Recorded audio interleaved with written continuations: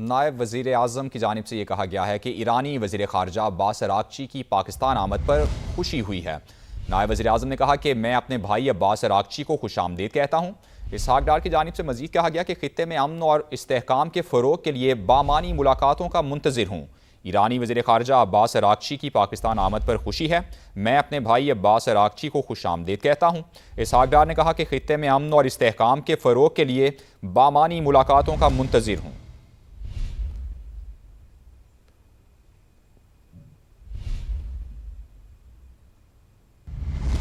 Israel ने Lebanon के साथ जंग बंदी की धज्जियां उड़ा दी। जनूबी लेबनान में इसराइली फ़ौज के हमले में 6 अफराद जख्मी शहीद हुए हैं, जबकि 2 जख्मी भी हुए हैं।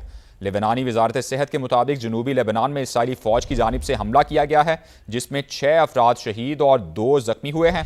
इसराइल ने लेबनान के साथ जंग बंदी की धज्जियां उड़ा दी।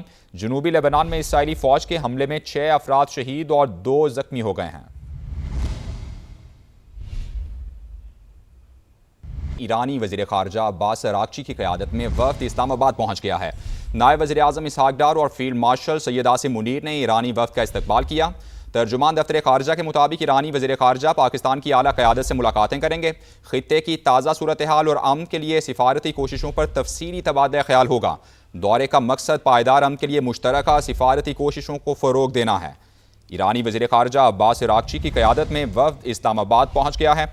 नायब वज़ीर आज़म इसहाक़ डार और फील्ड मार्शल सैयद आसिम मुनीर ने ईरानी वफ़द का इस्तक़बाल किया। आबिद लतीफ़ साहब सीनियर तज्ज़ियाकार हमारे साथ मौजूद हैं। बहुत शुक्रिया आबिद साहब आपके वक्त का। क्या कहेंगे, दूसरे राउंड की बातचीत हो रही है, गो के अभी जो डेलीगेशन पहुंचा है वज़ीर ख़ारजा अब्बास अराग़ची की क़यादत में, राउंड से मुतालिक अभी बातचीत होनी है कि आया हम आगे बात को बढ़ाएंगे या नहीं। आपको लग रहा है कि मामलात सुलझते हुए नज़र आ रहे हैं? रहीम जी, बहुत शुक्रिया मुझे इनवाइट करने के लिए। जी बिल्कुल, देखिए सबसे बड़ी बात तो सुलझने की जो इंडिकेशन है वो ये है कि ये प्रोसेस इज ऑन और ये बातचीत हो रही है। जी मैं समझता हूँ ये सबसे बड़ी अचीवमेंट है। अब क्या बात होती है, किस तरह होती है, क्या फ्रेमवर्क बनता है, क्या मॉडलिटीज होती हैं और क्या तरीक़ाकार होता है, वो अब जी ज़ाहिर है एक, क्योंकि ये मामला बहुत कम्प्लेक्स है और एक फ्रेजिलिटी है, स्पेशली सीज फायर भी फ्रेजाइल है और ये इसका प्रोलॉन्ग होना सीज फायर का और उसके दौरान में बात होना, आई थिंक ये बहुत बड़ी अचीवमेंट है जी। और उसकी मैनिफेस्टेशन जो है वो आज, जैसे भी आपने बताया कि जो ईरानी फॉरेन मिनिस्टर हैं वो यहाँ पहुँच गए हैं और उनका ट्रेडिशनली जो है वो डिप्टी प्राइम मिनिस्टर ने और CDS जो है जनरल आसिम, उन्होंने उनका इस्तकबाल किया है और ऑलरेडी एक बहुत अच्छी रिलेशनशिप, एक अच्छी इक्वेशन इन लीडर्स के दरमियान में एग्जिस्ट करती है और एक ट्रस्ट का लेवल है, एक नेक नियति का लेवल है। तो आई थिंक ये जो आज का 0 डे है, जो आज और कल का ईरानी डेलीगेशन को यहाँ पे मिला है, तो जाहिर है वो जो डिफरेंट एक्सचेंजेस हैं, डिफरेंट जो जिस पे पहले भी काम होता रहा है और जो बैक चैनल बात होती रही है पिछले 3-4 दिनों में, जब काफी टेंशन थी और काफी चेमगोइयां हो रही थी कि शायद टॉक ना हो और जो स्पॉयलर्स हैं वो सारी दुनिया को ये कह रहे थे कि जी टॉक्स का खुदा ना खासा ब्रेक डाउन हो गया है, पाकिस्तान जो है वो उस खुदा ना खास्ता उसके ऊपर भी बात की जा रही थी। तो वो सारी चीजें जो थी वो आप देखिए कि ईरान के फॉरेन मिनिस्टर का यहाँ आते ही, लैंड करते ही, वो जो सारी क्या सराइयाँ, चेमगोइयां और जो फॉल्स न्यूज और प्रोपेगेंडा इजराइल और इंडिया की तरफ से किया जा रहा था, सबसे पहले उसने तो दम तोड़ दिया और यही बिगनिंग है I think the second round की और सेकंड राउंड की पॉजिटिविटी।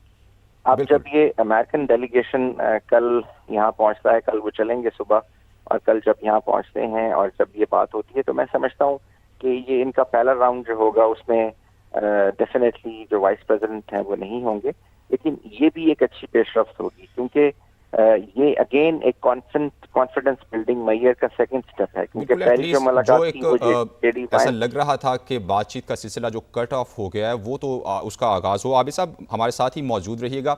असफर इमाम साहब वाशिंगटन से समा के नुमाइंदे हैं, उनसे वहाँ की सूरत हाल जान लेते हैं। असफर साहब ये बताइए कि चूँकि ब्लॉकेड जो सबसे बड़ा इशू था और ईरान ये कह रहा था कि जब तक ब्लॉकेड ख़त्म नहीं होगा तब तक बातचीत नहीं होगी। अभी ये जो सिलसिला शुरू हुआ है, गो के मुज़ाकरात डायरेक्टली अभी शायद उस आगे बढ़ेंगे, जाके बातचीत होगी, लेकिन क्या आपके पास इत्तलात है, क्या डोनाल्ड ट्रंप साहब ने कोई ऐसे इशारे दिए हैं कि वो ब्लॉकेड ख़त्म करने वाले हैं, या फिर ईरान अपने इस मुतालबे से थोड़ा उसने लचक दिखाई है तो ये मामला शुरू हुए हैं? ख्याल है कि ईरान ने लचक दिखाई है और बड़ी मजबूत बात ये है कि अभी यहाँ व्हाइट हाउस के तर्जुमान ने ये जो ब्रीफ किया था उसमें यही कहा कि ईरान की तरफ से कुछ लचक दिखाई गई है। मतलब उन्होंने वजाहत तो उसकी नहीं की कि किस तरह की लचक दिखाई गई है, लेकिन आप ये देख सकते हैं कि ईरान का मौकफ ये था कि जब तक अपना हुर्मुज़ की नाकाबंदी है उसे ख़त्म नहीं किया जाएगा, बातचीत नहीं होगी। तो लेकिन देखें कि नाकाबंदी भी किसी हद तक जारी है और दूसरी तरफ मजीद तैयारा बरदार बेड़े जो है वो अमेरिका वहाँ पे खत्ते में भेज रहा है। तो अमेरिका की तरफ से तैयारियां तो पूरी की पूरी हैं। ईरान की तरफ से ये पेशरफ्त हुई है कि उन्होंने लचक दिखाई है। और अब ये है कि दोनों देखें, यहाँ पे अमेरिकी नायब सदर जो है वो खुद नहीं जा रहे, बाकी जेडी कुशनर और जो पेट्रोफ जो है वो जा रहे हैं वहाँ पे। तो इब्तदाई बातचीत होगी, कुछ अंडरस्टैंडिंग होगी, तो फिर बाकी लोग यहाँ पे वो भी पहुंच जाएंगे वहाँ पे। लेकिन बहरहाल अच्छी बात यह है कि बातचीत का अमल जारी है। और फिर जिस तरह के ऐलानात आ रहे हैं अमेरिका की तरफ से, यहाँ पे इन्होंने किया बताया कि इनका ख्याल ये है कि अमेरिका का कहना यह है कि ईरान जो है मुस्तकिल इस बात का इशारा दे रहा है कि वो बातचीत करना चाहता है, मामला को हल करना चाहता है। तो देखें, इस दोनों तरफ की अगर ये ख्वाहिश है और बहुत तेजी से फैसला हुआ और अमेरिका से जो वफ्द है वहाँ पे इस्लामाबाद की तरफ रवाना हो रहा है, तो इस बात की निशानी है कि दोनों तरफ से ख्वाहिशात तो है। बिल्कुल ठीक, ये बात वजह है कि सबसे अहम बात यह है कि बातचीत का आगाज़ हुआ एक बार फिर, जिसको डेडलॉक का शिकार हो गया था। बहुत शुक्रिया असफर इमाम साहब हमारे साथ मौजूद थे। आबिद लतीफ़ साहब, आपका बहुत शुक्रिया। अमरीकी सदर डोनाल्ड ट्रंप ने दावा किया है कि ईरान अमरीकी मुतालबात के मुताबिक पेशकश देना चाहता है। ईरान बातचीत करना चाहता है, लेकिन देखना होगा कि ईरान के साथ मुआहिदा हो सकता है या नहीं। बरतानवी खबर एजेंसी रॉयटर्स से गुफ्तगू में डोनाल्ड ट्रंप ने कहा कि ईरान किसी मुआहिदे तक पहुंचने के लिए बातचीत करना चाहता है। देखते हैं ईरान किस किस्म की पेशकश लाता है। हम ईरान के उन लोगों से मुज़ाकरात कर रहे हैं जो बाइख्तियार हैं।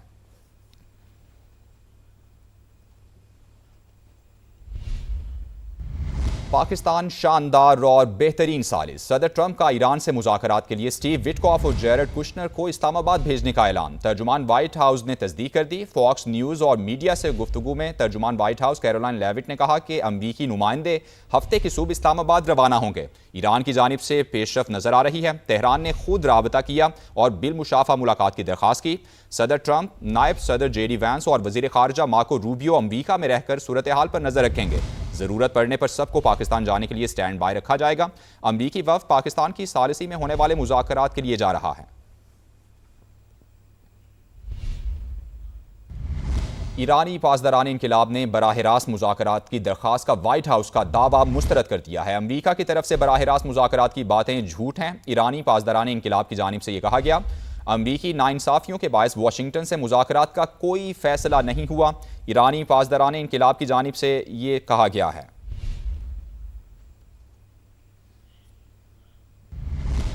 ईरान मुत्तहिद और अमरीका उलझाव का शिकार है। मुशीर ईरानी राहबर आला मोहसिन रज़ाई का बयान। उन्होंने कहा कि ईरानी अवाम यकजा और एक आवाज़ हैं। उनकी जानिब से मजीद कहा गया कि अमरीका मुसलसल स्ट्रेटेजिक गलतियों में मुब्तला है।